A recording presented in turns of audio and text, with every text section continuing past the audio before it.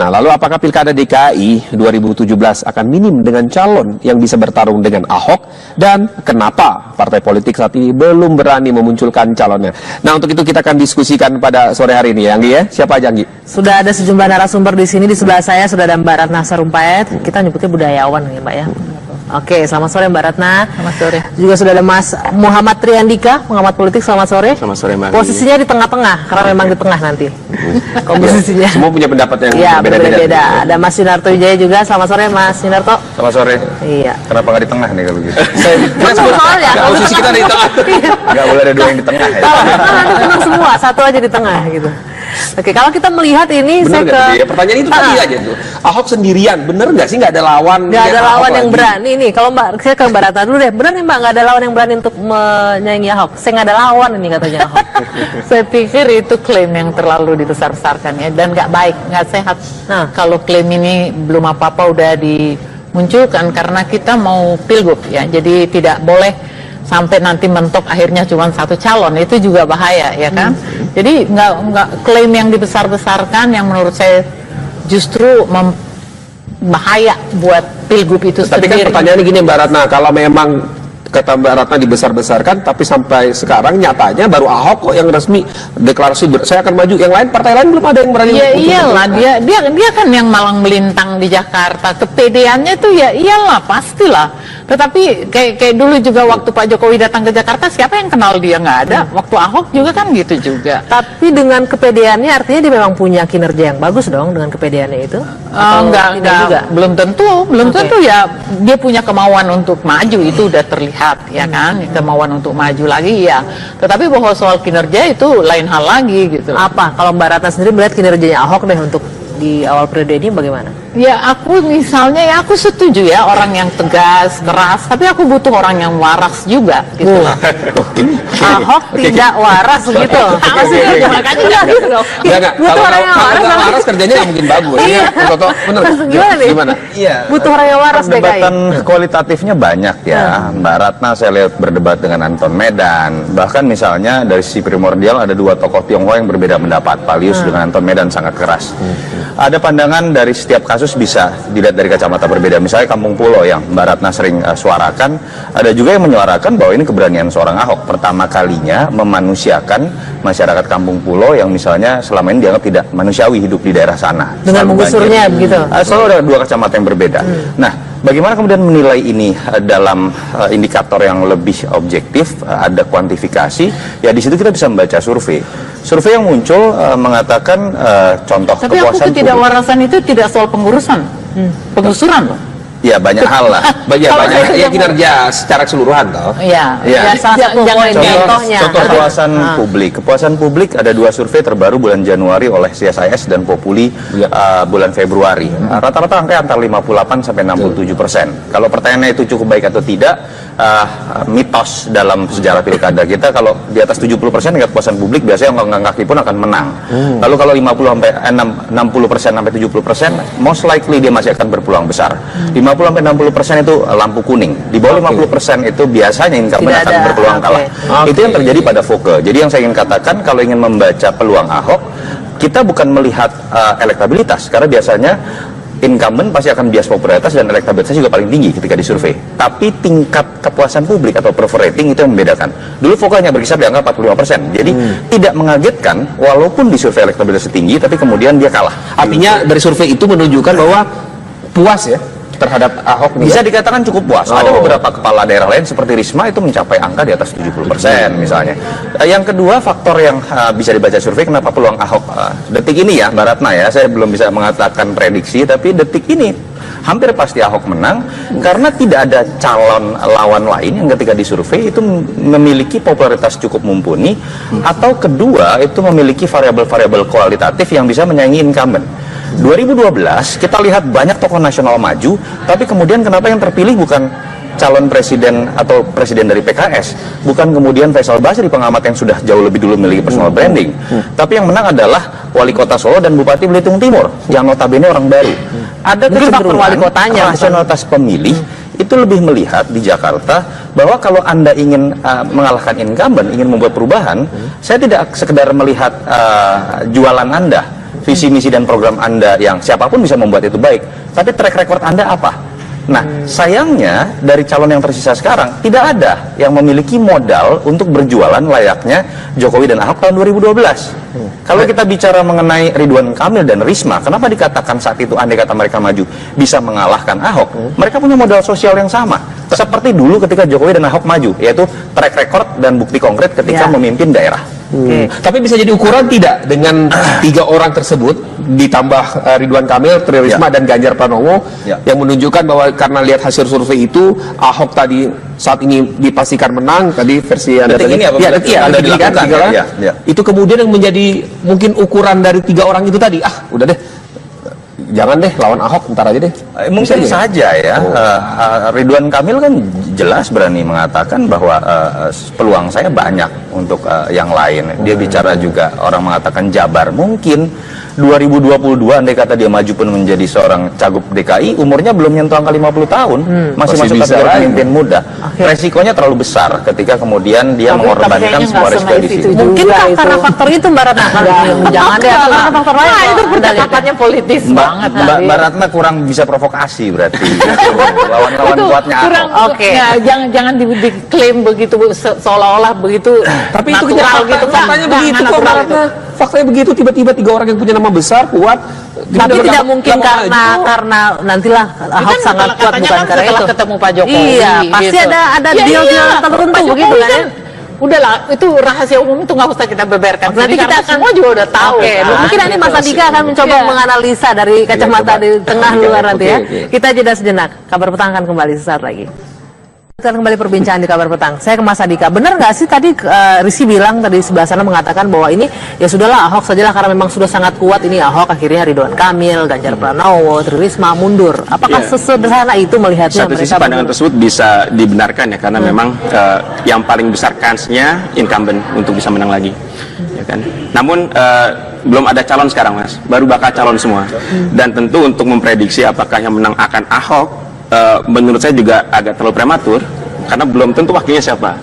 Faktor wakil gubernur, calon wakil gubernur juga menentukan preferensi pemilih. Bisa jadi dia memilih Ahok, tapi ketika wakilnya siapa yang nggak disuka nggak jadi milih Ahok. Gitu.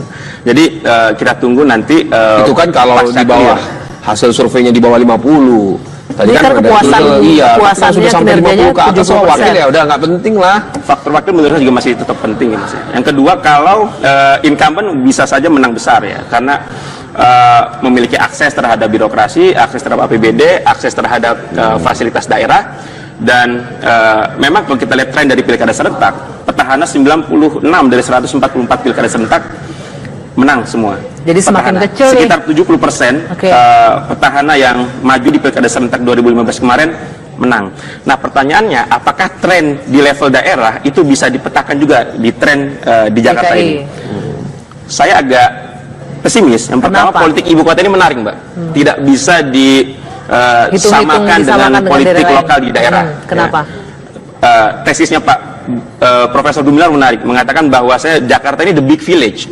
Walaupun pasak-pasak modernisasi ini kencang ya, hadir urban karakteristiknya, namun denyutnya itu tetap kampung, the big village. Nah, jadi belum tentu rasionalitas itu mendrive pemilih untuk memilih menentukan siapa gubernurnya gitu. Artinya tingkat kepuasan kinerja yang udah hampir 70% tadi tidak akan berpengaruh besar. Bisa jadi berpengaruh untuk saat ini, namun politik itu dinamis dan melihat sejauh mana ya daya perubahan yang mampu dihadirkan oleh saingan Ahok nanti lebih besar, dan itu bisa jadi berbalik. Kepuasan itu kepuasan siapa? Kan yang tidak puas kita nggak pernah ditanya. Mirip seperti 2012 ketika Foke ya dikatakan kebijakan Foke itu dicintai masyarakat, namun aroma perubahan yang dibawa oleh Jokowi sangat besar dan itu merubah semuanya gitu. Tidak. Saya agak berbeda. Dengan soal hormat, saya hanya ingin meluruskan bagaimana cara kita membaca sebuah kajian. Saya tadi sudah jelaskan berbeda apa yang terjadi pada bacaan survei menjelang Pilkada 2012 dengan yang terjadi sekarang.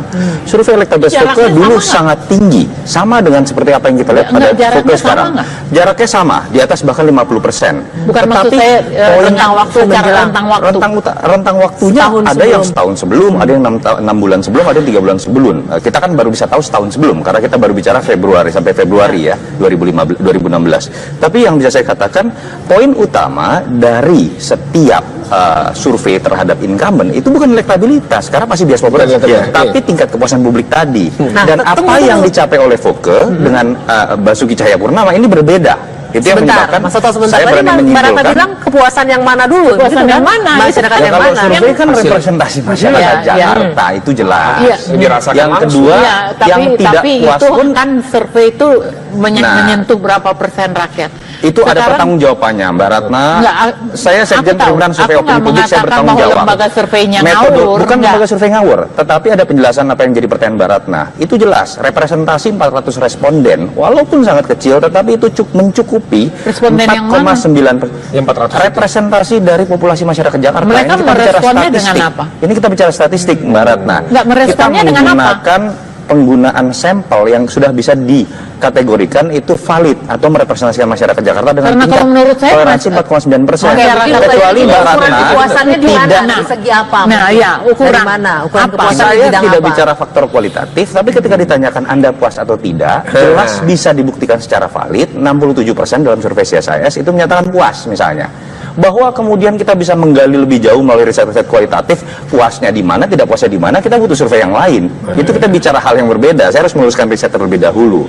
Artinya Mbak Ratna, survei mengatakan orang-orang yang tidak puas seperti Mbak Ratna, ternyata secara nominal jumlahnya tidak besar. Saya belum tentu nggak puas loh. Kenapa itu tidak menjadi mayoritas dan dominan? Saya nggak menakutkan ya. Nanti dulu. Saya tuh nggak menakutkan toh. Yang menakutkan itu adalah rakyat kecil yang nggak puas. Ya, rakyat kecil, ya, jangan pernah anggap kecil. Ini klaim Mbak Ratna. Jangan pernah anggap enteng rakyat kecil yang tidak bersuara. Tapi jangan juga mengklaim rakyat kecil ketika Mbak Ratna ini tidak bukan, punya saya bukti nggak bahwa mengklaim Anda rakyat sudah kecil. Saya nggak mewakili rakyat kecil. Ada sama sekali kalimat atau riset yang menunjukkan bahwa ini tidak merepresentasikan rakyat kecil. Malah riset ini juga membaca bagaimana persepsi publik dari kelas A, B, C, D, dan E. Apakah saya mengatakan Ahok tidak kemudian memiliki banyak masalah? Tidak. Masalah macet itu masih dianggap bermasalah. Kriminalitas itu bisa dianggap masih itu memuaskan. penggusuran dia itu bermasalah buat saya. Ya itu menurut Mbak Ratna. Loh, tapi kemudian sekarang gini dalam aja, beberapa kasus ada nggak keadilannya? Kenapa kalau selama Ahok ini penggusuran selalu rakyat kecil dan dia hadapkan dengan undang-undang, dan kalau udah undang-undang bicara rakyat tidak berdaya. Tetapi kalau kayak misalnya Pluit yang juga bermasalah, yang juga tanah negara, kalau berdebat dia nggak kualitatif berani. seperti Artinya itu, ke depan harus ada keadilan seperti itu juga kan? Orang bisa kemudian menggunakan kacamata lain. Kenapa kemudian rusun di Cipinang Besar Selatan, jangan rusun ngomong di Jatinegara rusun dulu Barat yang digunakan kemudian untuk merelokasi misalnya Kampung Pulau, itu tidak dianggap sebagai hal positif. Contoh itu kacamata lain harus kita hormati. Aja, maksud saya kalau ada masyarakat kecil, kalau masyarakat kecil digusur, Ahok misalnya memberikan proyek-proyek kepada kolega. Enggak, Mbak Ratna sudah pernah mengatakan itu. Tadi Mbak Ratna juga katakan itu. Ya, tetapi tempat di mana si Ahok tinggal aja itu kan bermasalah. Kelapa Gading kan bermasalah. Maksud saya paling tidak satu-satu lah. Satu punya rakyat, satu punya elit. Tempat Green, tempat Green dan sebuah mall di Kuningan itu misalnya disegel. Jangan. Mbak Ratna menggunakan satu contoh dan digeneralisasi. Saya hanya ingin memberikan contoh. Tidak bisa kita gunakan satu persatu contoh. Kemudian kita generalisir, apalagi mendikotomikan elit dengan rakyat itu berbahaya, Mbak Ratna. Ini kan bicara teknis kerja hasil yang sudah di output, yang sudah dikeluarkan. Ini kan output dari Ahok, karena incumbent memang ada hasilnya nyata. Tentu ada yang puas, ada yang tidak puas. Itu kan survei tadi kan. Ya kalau saya sih mau dibilang berbahaya mau enggak, aku menuntut keadilan dalam penggusuran misalnya. Itu kan satu aspek. Bisa loh itu. Sebenarnya yang paling menguasai tanah-tanah Jakarta itu bukan rakyat kecil loh. Oke, kita tidak fokus bicara penggusuran ya. Kita bicara soal sosok bahwa yang akan memimpin DKI adalah ada Ahok yang sudah pasti maju. Nah, Mas Andika, ini kan kinerjanya tadi ya. Seperti inilah masyarakat paling tidak sudah mewakili kan satu persatu. Ada gambaran seperti ini yang terjadi di DKI. Nah, apakah memang survei itu tadi kan satu sisi sudah bisa jadi jaminan dong, satu sisi bagi si calon, ya kan hasil surveinya bagus, puas ya dia maju. Tapi satu sisi suara seperti Mbak Ratna ada juga dong tentu yang kontra. Nah, ini bagaimana? Ya, Jakarta ini punya stok pemimpin daerah yang banyak, yang berkualitas. Bahkan saya yakin Jakarta berhak ya dengan statusnya sebagai ibu kota mendapatkan krem de la krem, pemimpin yang terbaik, pemimpin daerah yang terbaik. Sehingga saya termasuk yang menyayangkan ketika Ridwan Kamil, kemudian Risma Harini, orang-orang terbaik itu tidak maju ke Jakarta gitu. Dengan kalau kita baca di media ya agar orang-orang terbaik tersebar di mana-mana gitu. Agar tersebar di mana-mana atau masih ada tapi kalau bacaannya seperti yang Anto bilang nggak masuk dong Yusril. Yang masuk tuh ya yang udah punya pengalaman di daerah udah berhasil.